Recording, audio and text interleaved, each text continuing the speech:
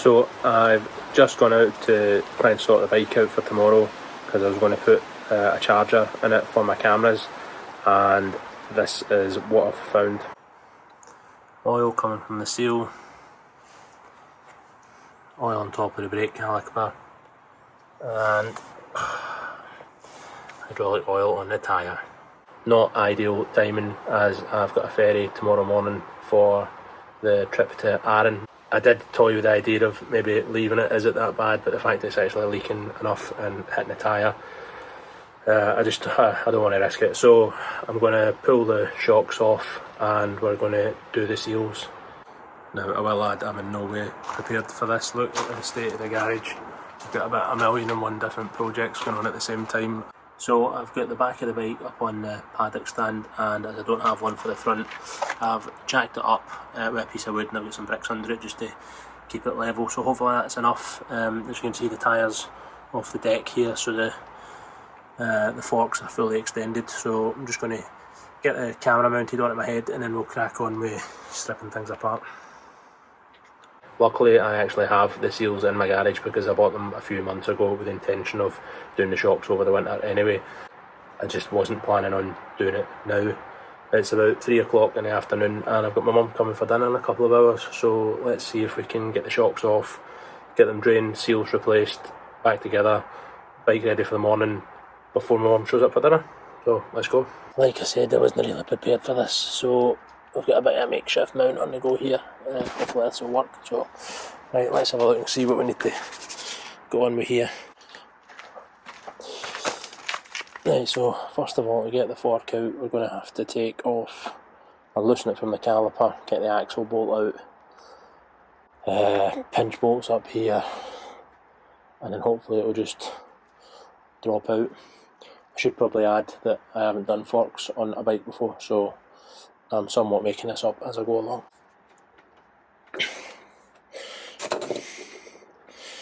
Right, now I'm hoping when I get this caliper off that none of that oil's actually reached the pads. We'll have a wee look.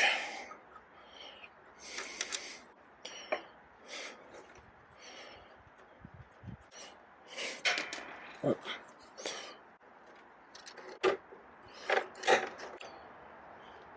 That's good, those pads still look dry.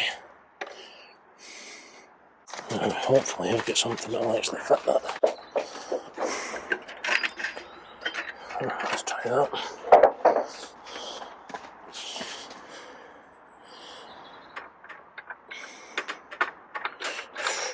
Oh good, might be lucky.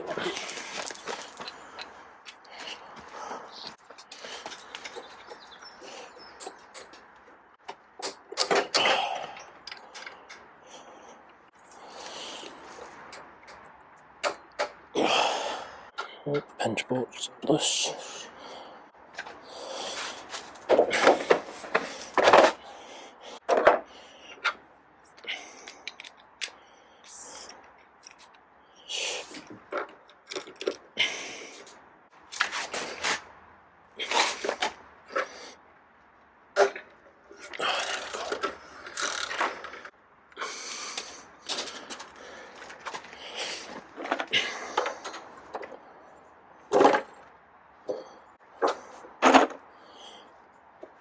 Axle bolt out.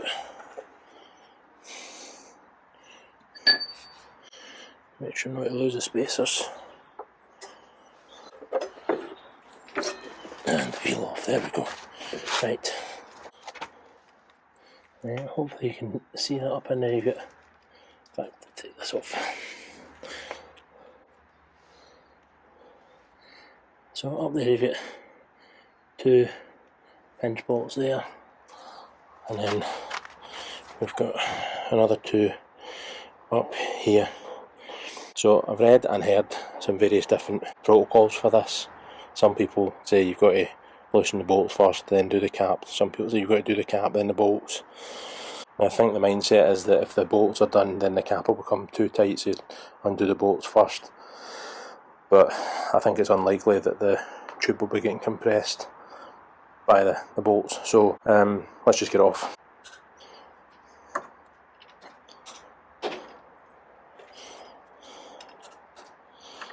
Right, so that's them loose. think we need a 32 maybe.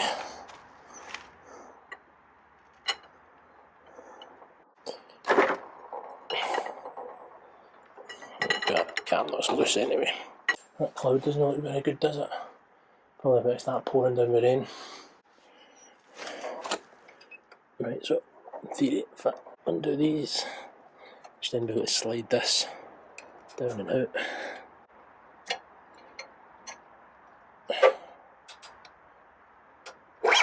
Oh, there we go. Easy peasy.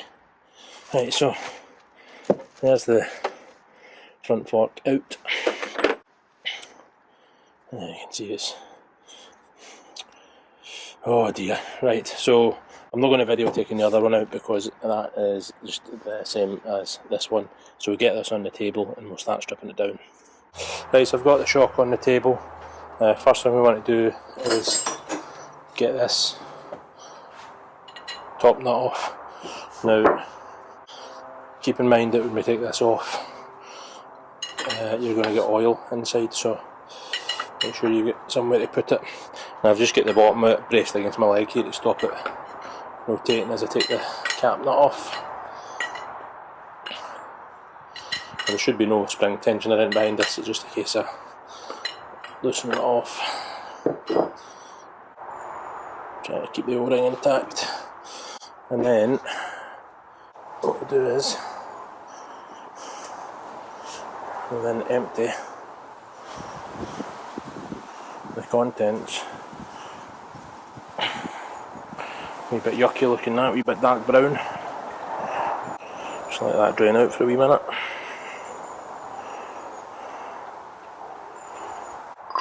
Next, what we want to do is we want to get this cap nut off here, so that there's a lock nut just under here. So first of all, we get a grip of the spacer rod and pull it down. We can get that out of the way. That then allows us to get to the lock nut. So pull down again. Get my spanner on my lock nut. There we go.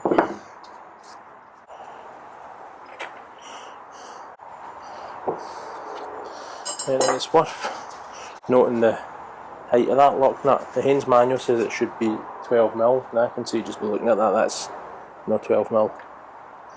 That is 8mm. So we'll readjust that when we put it back together. So that's less than it should be. Right, so take the spacer rod out, set that in there, and then we tip this, we get the spring coming out and any more oil that's in it.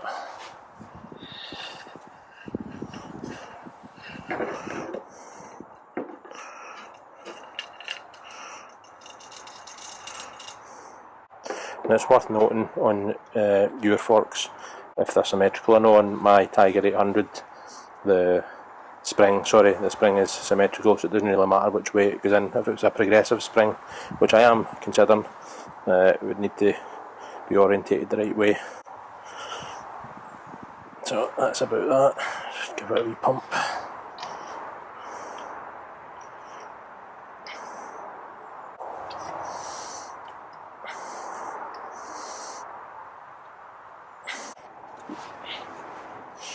Right, next we want to get this dust seal out, and then inside here, very difficult to see, there is a spring clip.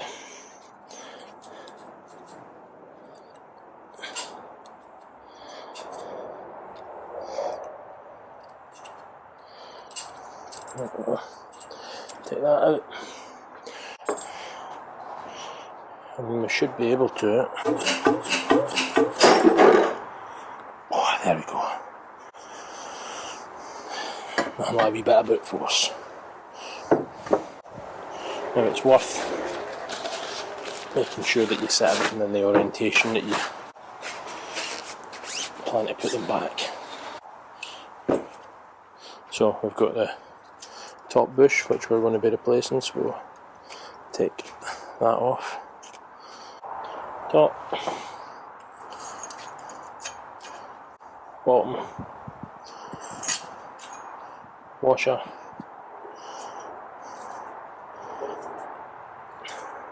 lip seal. Let's say keep them all in the orientation, dust seal, and then what we can do is give this a good clean.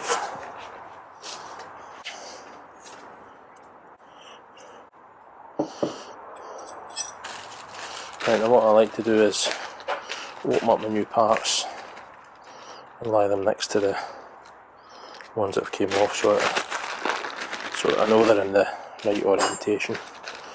So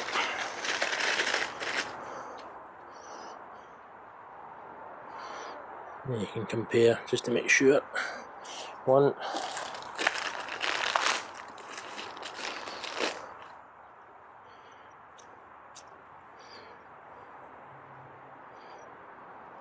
2,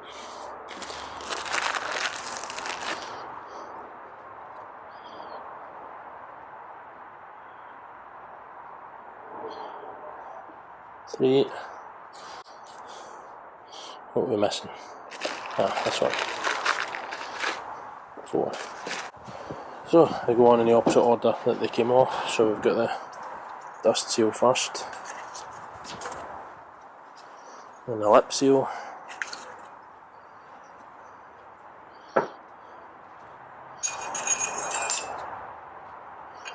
the bush, and the upper bush.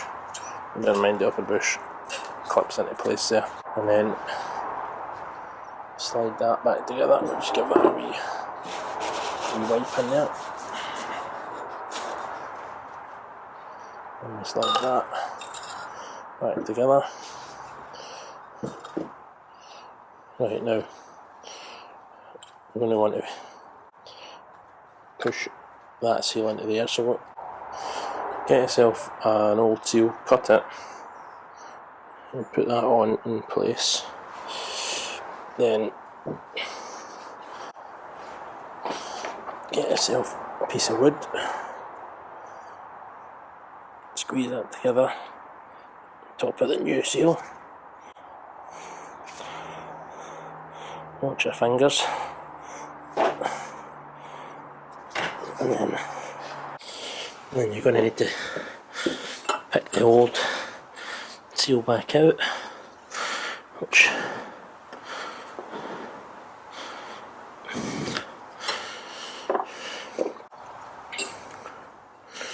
should come out just like that.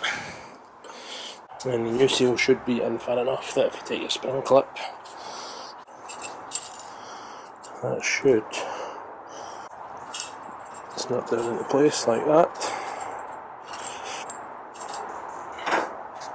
And the rubber seal, your dust seal just has to go in, so again,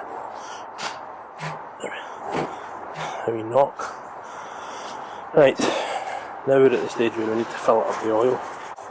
So for that I want it to be steady and level, so what I'm going to do is, right, hopefully you can see that, so it's fully compressed, steady in my trusty wooden garden chair, and I've got 500ml of oil here.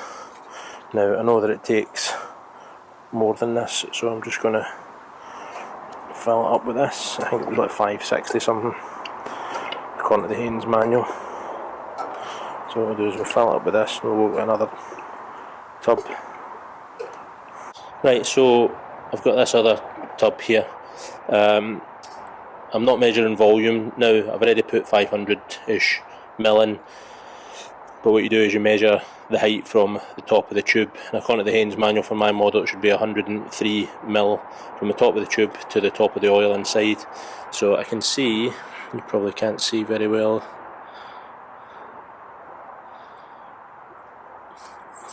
we're almost there at the moment, but what I want to do is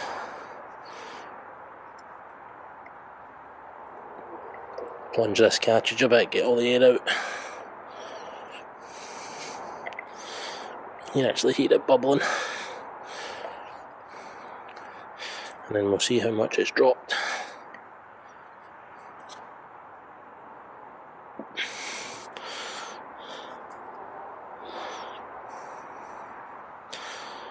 You can just see there the air bubbles, bubble, bubble, bubble, as we fill it up. So give it a good few plunges.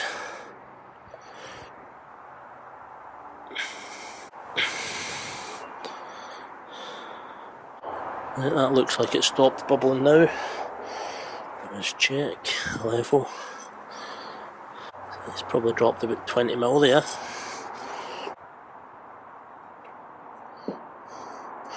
Be helpful if my magnet torch would stay at peace.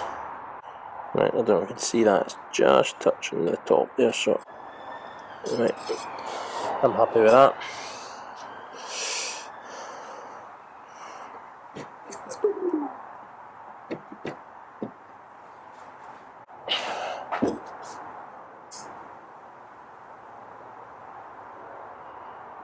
So next, spring back in.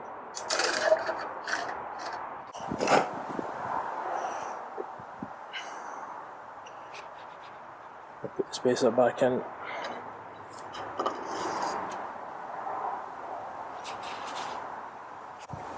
Use a pair of pliers just to grab the end of that before it drops too far.